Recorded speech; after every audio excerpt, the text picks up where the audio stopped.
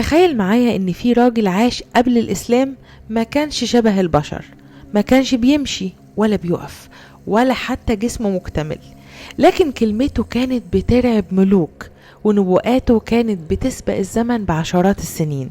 ده مش أسطورة، ده سطيح الغساني، أغرب كاهن عرفه العرب في الجاهلية. مين هو سطيح؟ المخلوق اللي حير العرب.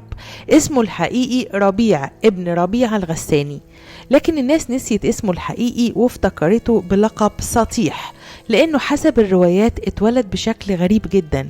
جسمه شبه قطعة لحم مفرودة، مفيش عظم تقريبا ولا مفاصل ولا قدرة على الحركة، غير لسان بيتكلم وعينين شايفين كل حاجة. ابن عباس رضي الله عنه وصفه وقال: كان كأنه لحمة على جريد نخل، لا عظم له ولا عصب إلا في رأسه وعينيه، كانوا بيشيلوه زي المتاع، لكن رغم شكله الغريب كان ليه هيبة تخلي العرب كلها تصدقه. في الجاهلية العرب كانوا شايفين ان الكاهن يعرف الغيب، يسألوا عن المستقبل، الحروب، الأحلام، المصير والقرارات الكبيرة. لكن الحقيقة زي ما الإسلام وضح بعد كده ان الكهان كانوا بيعتمدوا على الجن اللي بتسترق السمع من السماء، يخلطوا شوية حقيقة بكذب كتير ويضحكوا على الناس. ما كانش سطيح لوحده، كان في كاهن تاني مشهور اسمه شق، وكانوا بيقولوا ان جسمه نص انسان كأنه متقسم نصين. غرابة شكله زودت رهبة الناس منه وخلتهم يصدقوه اكتر. ملك اليمن وقتها ربيعة ابن نصر شاف حلم مرعب جدا، لدرجة انه قام مفزوع ومش عارف ينام. جمع كل الكهان والعرافين والمنجمين وقال لهم: انا شفت رؤية خوفتني، واللي يعرفها من غير ما احكيها هو الصادق. ولا واحد عرف ولا واحد قدر يوصف الحلم. حد قال له: لو عايز الصدق ابعت لسطيح وشق. لما سطيح وصل الملك قال له: قل لي انا شفت ايه من غير ما احكي. سطيح رد فورا: شفت نار طالعة من ناحية البحر، وقعت في تهامة واكلت اهلها.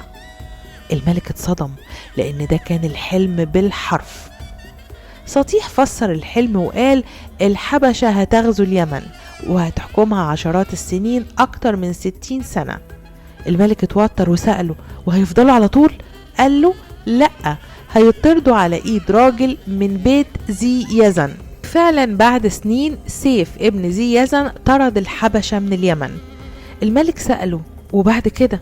سطيح قال جملة مرعبة: هيجي نبي طاهر، ربنا هيبعث له الوحي وهيكون له الملك في قومه، وسماه بنسبه من نسل غالب ابن فهر أي من قريش، واتكلم عن يوم القيامة ويوم الحساب والجنة والنار. الملك استنى شق، وشق قال نفس وصف الحلم ونفس التفسير ونفس النبوءة. وهنا الملك اتأكد ان اللي اتقال مش صدفة.